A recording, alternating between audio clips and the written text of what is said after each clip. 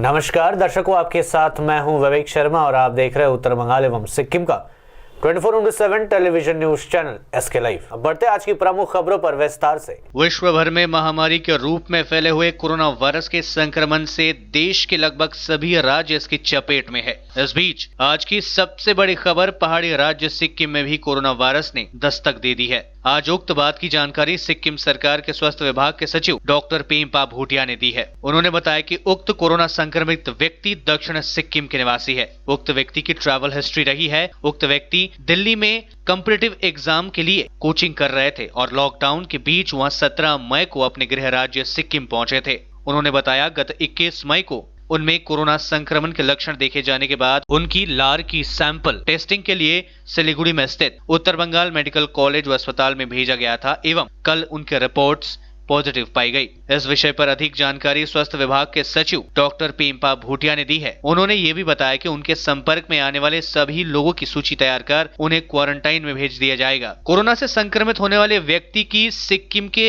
STNM अस्पताल में उपचार चल रहा है।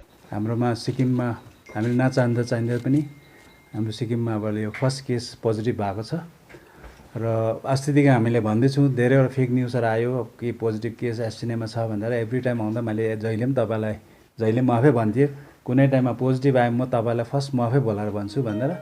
र आज पोजिटिभ केस फर्स्ट केस आयो र आएपछि अब मैले हेर्दा यो त भोलिको लागि पनि पर्खिन सक्दैन। हामीले इमिडिएटली तपाईँहरूलाई यो गरेर आई थिङ्क थ्रु डिपार्टमेन्ट नै पब्लिकलाई खबर गएको छ, राम्रो हो, पोजिटिभ हुन्छ जस्तो लाग्यो हामीले। त्यसले गर्दा चाहिँ हामी इमर्जेन्सीली तपाईँ सबैलाई हामीले रिक्वेस्ट गरेर आइदिनु भनेर हामी यो हाम्रो यो रिपोर्ट चाहिँ तपाईँहरूलाई सार्वजनिक गर्ने हामी गर्दैछौँ।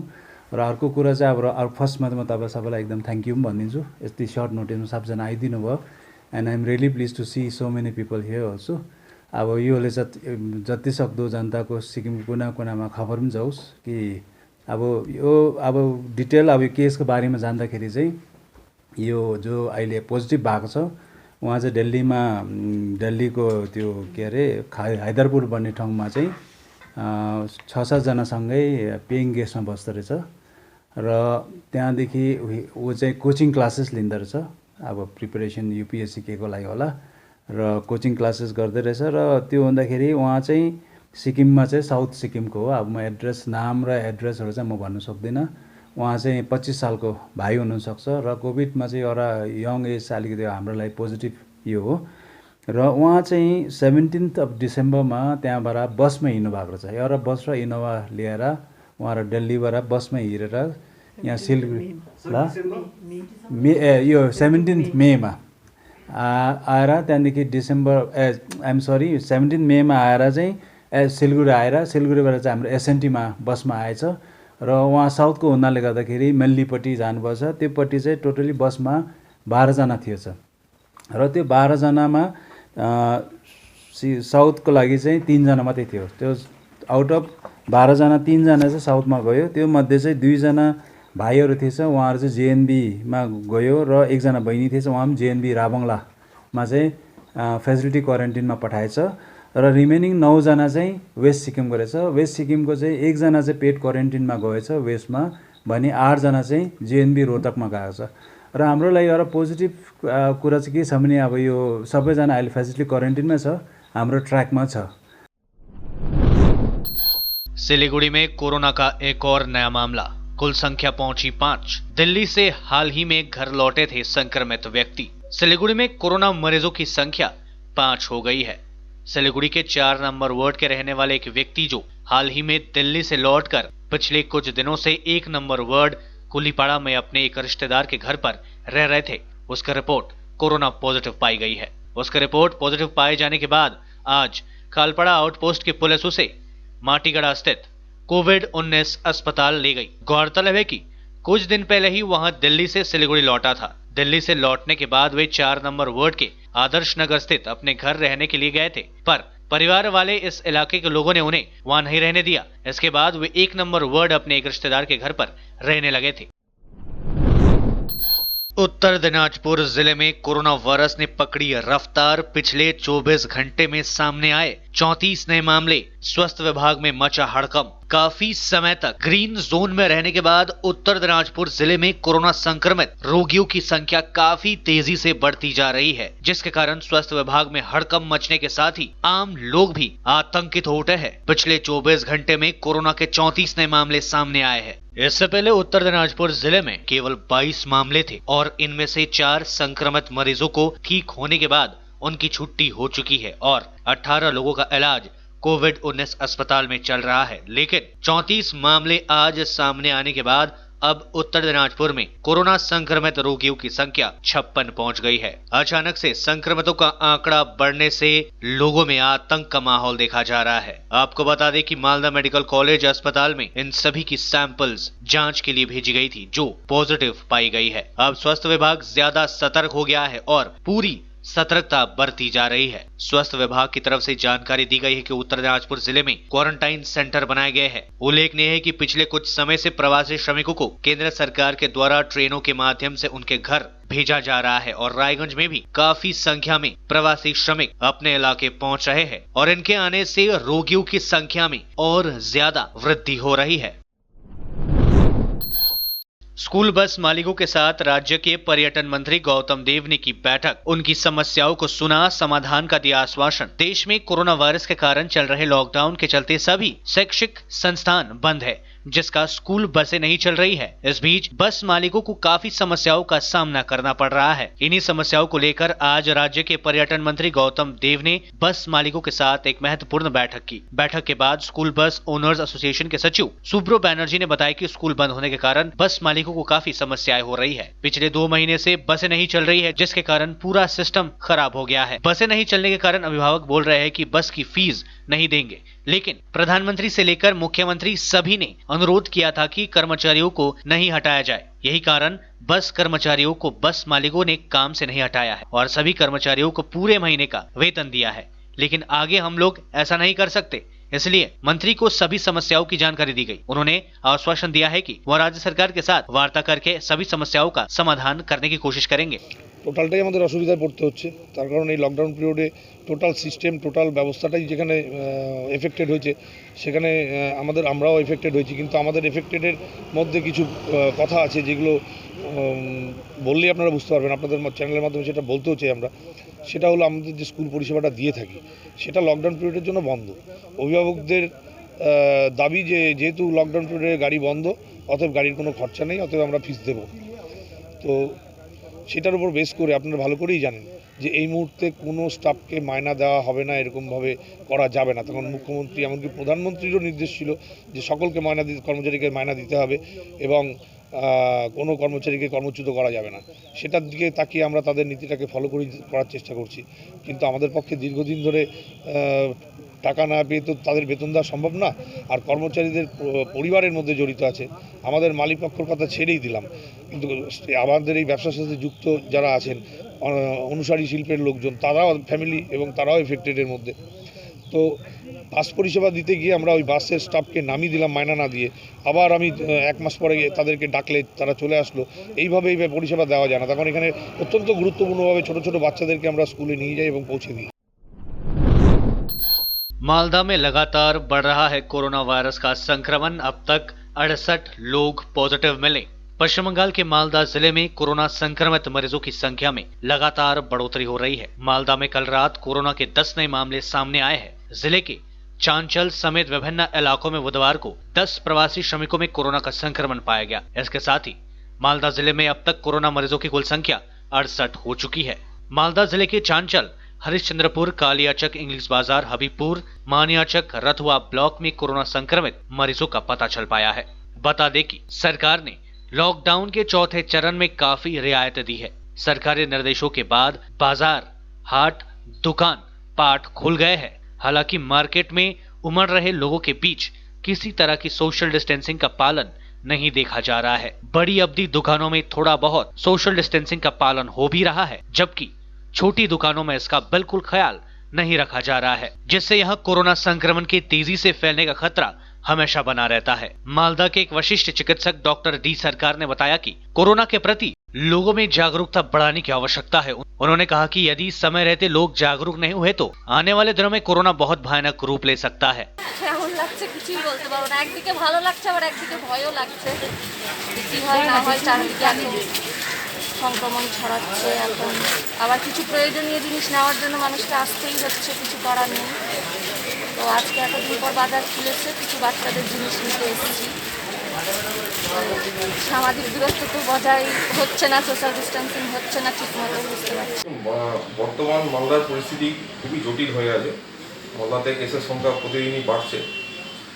যখন কেস ছিল না তখন মানুষ লকডাউন অনেকটাই ভালো করে মানছিল, কিন্তু এখন ধীরে ধীরে দেখা যাচ্ছে যে মানুষ আর লকডাউন মানতে পারছে না। সে বিভিন্ন কারণ হতে পারে। ফিনান্সিয়ালি মানুষরা সব তো কোনো কাজ করতে পারছে না, সব বাড়িতে থেকে থেকে অনেক ক্ষতিও হয়ে যাচ্ছে। সব ব্যাপারটাই মানে খুব একটা অদ্ভুত পরিস্থিতি হয়ে আছে এখন।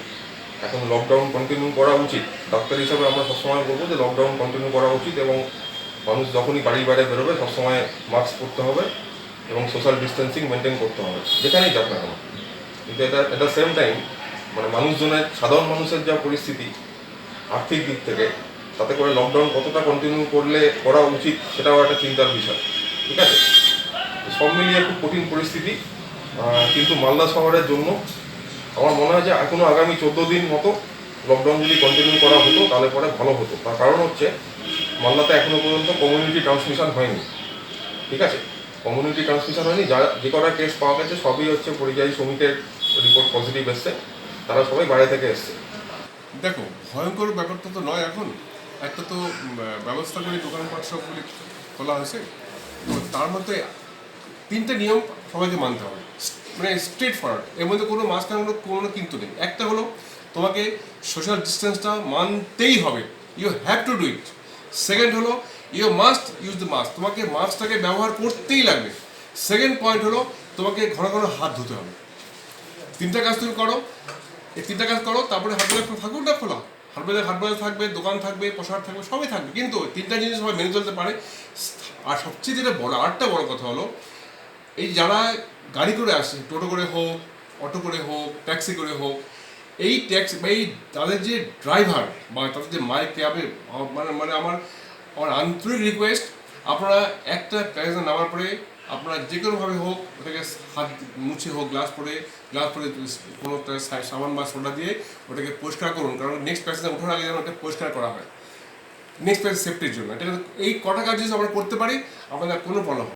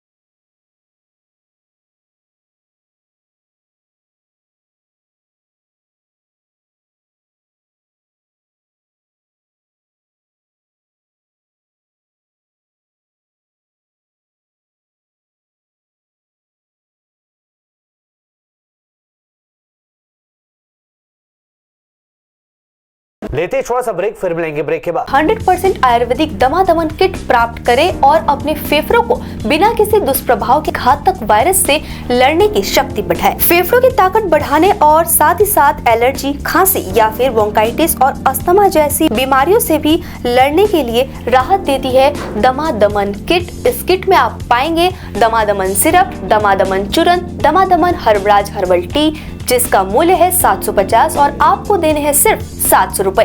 Contact number 8597738095। तयारी फ्ल्याट लाखौंको बजेट के तपाईँले सिलगढीमा फ्ल्याट लिने सोच बनाउनु भएको छ? हजुर, यस्तै सुनौलो अवसर स्वागत रेसिडेन्सले यहाँहरू समक्ष लिएर आएको छ, जहाँ तपाईँले लाखौं रुपियाँको बजेटसँगै वास्तु अनुसार असल ढङ्गमा तयार गरिएको सम्पूर्ण सुविधायुक्त 80 फ्ल्याटको अपार्टमेन्ट पाउनुहुनेछ। Swagat residency near Nirmala convent hostel. Contact 9832350915 9434001643। Break के बाद आपका फिर से स्वागत है। बढ़ते हैं खबरों की तरफ। गांजे के साथ 3 तस्कर गिरफ्तार। जलपाईगुड़ी कोतवाली थाने के पुलिस ने शनिवार को आलू लदे पिकअप वैन में गांजे की तस्करी का भांडाफोड़ करते हुए 3 तस्करों को धर दबोचा। पुलिस सूत्र के अनुसार शनिवार को आलू लदे एक पिकअप वैन में छापेमारी कर भारी मात्रा में गांजा बरामद किया गया। खुफिया जानकारी के आधार पर अभियान चलाकर आज जलपाईगुड़ी के गौशाला मोड़ इलाके में अभियान चलाया गया था। पुलिस ने बताया गांजा लदा पिकअप वैन कोच बिहार के निशिगंज से मालदा की ओर जा रहा था। पुलिस ने बताया पकड़े गए सभी आरोपी नादिया जिले के विभिन्न इलाके के रहने वाले हैं। पुलिस घटना की जांच शुरू कर दी है। ईद के उपलक्ष्य में पुलिस ने गरीबों में बांटी राहत सामग्री। सिलीगुड़ी मेट्रोपॉलिटन पुलिस अंतर्गत भक्तिनगर थाने की ओर से मुस्लिम संप्रदाय के पवित्र त्योहार ईद के उपलक्ष्य में शनिवार को शहर के 4 स्थानों में सैकड़ों लोगों के बीच खाद्य सामग्री प्रदान की गई। इसी क्रम में आज भक्तिनगर थाना अंतर्गत 42 नंबर वार्ड के सालुगड़ा इलाके में 100 से अधिक गरीब व जरूरतमंद लोगों के बीच खाद्य सामग्रियां प्रदान की गई। इस अवसर पर ट्रैफिक के डीसीपी व भक्तिनगर थाने के पुलिस अधिकारी मौजूद थे। इधर ईद के मौके पर पुलिस की ओर से खाद्य सामग्रियां मिलने से लोग काफी खुश दिखे। डीवाईएफआई ने तूफान पीड़ितों के लिए चलाया अर्थ संग्रह अभियान। वामपंथी संगठन डीवाईएफआई की जलपाईगुड़ी शाखा की ओर से शनिवार को चक्रवर्ती तूफान अफमान पीड़ित लोगों की सहायता के लिए अर्थ संग्रह अभियान चलाया गया। संगठन के सदस्यों ने आज घर घर जाकर लोगों से प्रभावित लोगों की मदद के लिए अर्थ संग्रह किया। इस दौरान सोशल डिस्टेंसिंग का पूरा ख्याल रखा गया। इस अभियान में जिला सचिव कॉमरेड प्रदीप डे, युवा नेता कॉमरेड शुभेंदु शाह, कॉमरेड सभ्य सरकार, युवा नेता दीप शुभु सन्याल, सागर भौमिक समेत अन्य नेता व कार्यकर्ता उपस्थित थे। আজকে আমরা হচ্ছে আমাদের ডিআইএফের পক্ষ থেকে আমরা হচ্ছে ত্রাণ সংগ্রহ করছি। আপনারা জানেন যে গত 2 দিন আগে যেভাবে ঝড় হয়েছে, যে আফানের ঝড়ের ফলে হচ্ছে মানে পুরো দক্ষিণবঙ্গ হচ্ছে বিধ্বস্ত, পাশাপাশি উত্তরবঙ্গ কিছু জায়গায় এফেক্টেড হয়েছে। সেই সমস্ত দুর্গত মানুষের সাহায্যার্থে আমরা হচ্ছে মানুষের দ্বারা দ্বারে ঘুরছি, যাতে মানুষের কাছ থেকে কিছু অর্থ সংগ্রহ করে আমরা সেখানে আমরা পৌঁছে দেব। बांग्लादेश में ग्रामीण अंचलों में बढ़ रहा है कोरोना वायरस का खतरा। ईद मनाने के लिए काफी संख्या में लोग पहुंच रहे हैं अपने गांव। बांग्लादेश में कोरोना संक्रमितों की संख्या ऐसे भी काफी तेजी से बढ़ रहा है, लेकिन ईद नजदीक आने के कारण इसमें अब और ज्यादा इजाफा होने का खतरा बढ़ गया है। इसका कारण है कि काफी संख्या में ढाका और आसपास के इलाकों में काम करने वाले लोग ईद मनाने के लिए अपने गांव में पहुंच रहे हैं। ट्रक, मिनी बस, टेम्पो आदि में छिपकर लोग अपने घरों तक पहुंचने की कोशिश में लगे हुए हैं। इससे गांवों में कोरोना संक्रमण का खतरा और बढ़ने की संभावनाएं है। हालांकि पुलिस विभिन्न जगहों में चेकिंग कर लोगों को पकड़ रही है, लेकिन ऐसे लोगों की संख्या भी कम नहीं है जो पैदल ही अपने घरों की ओर रवाना हो रहे हैं। यही कारण है कि गाँवों में ऐसे लोगों की संख्या काफी बढ़ गई है जो ढाका और आसपास के क्षेत्रों में काम करते थे। अभी तक कोरोना वायरस ढाका और इसके आसपास के इलाकों में नहीं फैला हुआ है, लेकिन लोगों के गांव पहुंचने से गांवों में संक्रमण बढ़ने का खतरा बढ़ गया है। हालांकि पुलिस इन जगहों में चेकिंग करके इन ट्रकों को रोक रही है और लोगों को क्वारंटाइन में भेजा जा रहा है, लेकिन इसके बावजूद यह प्रक्रिया लगातार जारी है। इस संबंध में पुलिस सदर विभाग के एआईजी सोहेल राणा ने बताया कि पुलिस अपने कर्तव्यों का निर्वहन काफी अच्छी तरीके से कर रही है और लोगों को रोकने की पुरजोर कोशिश की जा रही है। उन्होंने बताया कि लोगों तक खाद्य सामग्रियों को पहुंचाने और सेवा कार्य में लगे लोगों के लिए मूवमेंट पास देना शुरू किया गया है। साथ ही एक ऐप विकसित किया गया है ताकि लोगों को कोरोना वायरस के प्रति जागरूक एवं उसके संक्रमण के खतरे को कम किया जा सके। নিত্য প্রয়োজনীয় ও জরুরি পণ্য সামগ্রী এবং সেবা সরবরাহের সাথে যারা সম্পৃক্ত তাদেরকে মুভমেন্ট পাস দেওয়ার কথা চিন্তা করছে বাংলাদেশ পুলিশ এবং এই লক্ষ্যে ইতিমধ্যেই আমরা একটি অ্যাপ ডেভেলপ করেছি এবং এটি অন ট্রায়ালে রয়েছে। আমরা অ্যাপটি আমাদের মাঠ পর্যায়ের কর্মকর্তাদের কাছে প্রেরণ করেছি। তারা এটি ব্যক্তিগতভাবে ব্যবহার করে যাচাই বাছাই করে এর সুবিধা অসুবিধা সম্পর্কে আমাদেরকে অবহিত করবেন এবং আমরা সার্বিক বিষয়াদি যাচাই বাছাই সাপেক্ষে এটিকে একটি পারফেকশন আমরা দেওয়ার চেষ্টা করব এবং যদি ফাইনালি আমরা যদি মনে করি যে জনসাধারণের কল্যাণে এবং স্বার্থ রক্ষায় এটি গুরুত্বপূর্ণ ভূমিকা পালন করবে, শুধুমাত্র তখনই আমরা এটি জনসাধারণের ব্যবহারের জন্য উন্মুক্ত করব এবং এটি আমরা খুব অল্প সময়ের মধ্যে করতে পারি। INTTUC ने टोटो चालकों के बिजली बिल माफ करने की मांग, वीडियो को दिया ज्ञापन। तृणमूल समर्थित श्रमिक संगठन INTTUC ने अलीपुरद्वार के फालाकट्टा के टोटो चालकों के बिजली बिल माफ करने की मांग की है। संगठन की ओर से शनिवार को इस मांग को लेकर बीडीओ को ज्ञापन सौंपा गया। संगठन के सदस्यों ने बताया कि लॉकडाउन के कारण टोटो चालक बेरोजगार हो गए हैं। वे लोग आर्थिक तंगी से जूझ रहे हैं। उनके समक्ष खाद्य संकट पैदा हो गया है। ऐसी हालत में उनके लिए बिजली बिल का भुगतान करना काफी मुश्किल है। यही कारण है कि संगठन की ओर से राज्य सरकार से टोटो चालकों के बिजली बिल माफ किए जाने की मांग की गई है। আমরা আজকে মাননীয় বিডিও সাহেবকে আমাদের আইএনটিটিসি অনুমোদিত টোটো ইউনিয়ন আছে সেই ইউনিয়নের পক্ষ থেকে এই লকডাউনের জন্য টোটো চলাচলের ক্ষেত্রেও নিষেধাজ্ঞা আছে, লকডাউন আছে, তা বহুদিন যাবৎ টোটো চালাতে পারছে না, রোজগারহীন। এর মধ্যেই ইলেকট্রিক একটা বিল, সেই বিলটা কিন্তু আমাদের টোটো চালকদের মোবাইলে মেসেজ আসছে, বিলও চলে আসছে, পেমেন্ট করতে বলছে, কিন্তু আর্থিকভাবে দুরবস্থার মধ্যে টোটো চালকরা কী করে বিল পরিশোধ করবে তার ব্যবস্থা নেই। তাই আমরা বিডিও সাহেবকে আবেদন রাখলাম আমাদের স্মারকপত্রের মধ্য দিয়ে যন্ত্রপক্ষে এই লকডাউন সময়কাল যাবৎ যে ইলেকট্রিক বিলটা আসবে সেই বিলটা যেন मुक्त करा जाए। आज के लिए बस इतना ही और मुझे दीजिए इजाजत और देखते रहिए SK लाइव, आपका समय आपकी खबर। धन्यवाद। क्या आपके घर में शादी है, कोई फंक्शन तो होगा, तो उसकी वीडियोग्राफी और फोटोग्राफी तो करवानी है। आज तकनीक दिनों दिन बदल रही है, कहीं गलत हाथों में मत पड़ जाइए। तरीका बदल गया है, आप भी बदलिए। याद रखिए सिडवैप्स ही आधुनिक तकनीकों के साथ अपडेट रहता है और आपके बजट के अनुसार ही वीडियोग्राफी और फोटोग्राफी करते हैं। आप सोच रहे होंगे ये सिडवैप्स क्या है? शादी हो या कोई फंक्शन, इन पलों को सजोने के लिए याद रखिए Somani institute of digi vision and productions.